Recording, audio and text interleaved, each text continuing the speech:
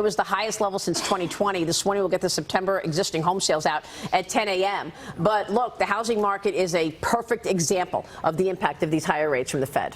So I often say it's not the number, it's the speed that it takes to get to the number. Yeah. And so 7% interest rates looked wonderful when we were in the middle of a 40-year bull market in bonds, and interest rates were falling when we hit 7.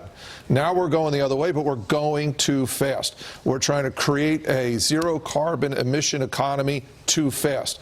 We're moving interest rates very fast. Again, this is that great economic anomaly we keep talking about.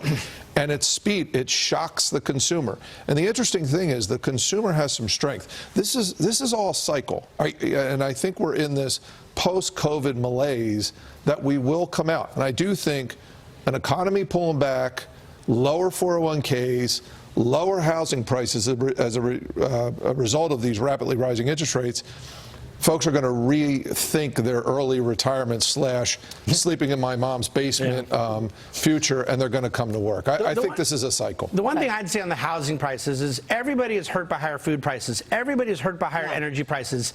People might want lower housing prices from an affordability standpoint. The prices got too high, and younger generation kids, people's kids and grandkids couldn't get into a home.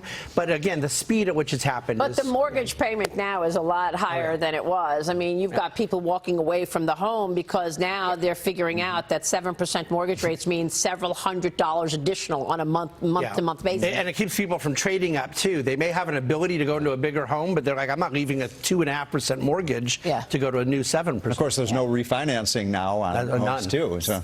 And just one final point with, San Francisco Federal Reserve Bank says that a lot of that increase in housing prices over the last 3 years has been attributable to work from home. People relocating and focusing on having bigger homes or homes in better locations because they are working from home. Do you agree with that assessment, or do you think a lot of it was just fueled by QE, low rates? Low rates. I think that the Fed saying that is actually quite funny because the Fed caused it, and I think they know it. David, it's great to see you this morning. Good to see you, Rick. Thanks so much. David Bahnsen joining us. Quick break. In the New York City is feeling the pain of America's crime crisis.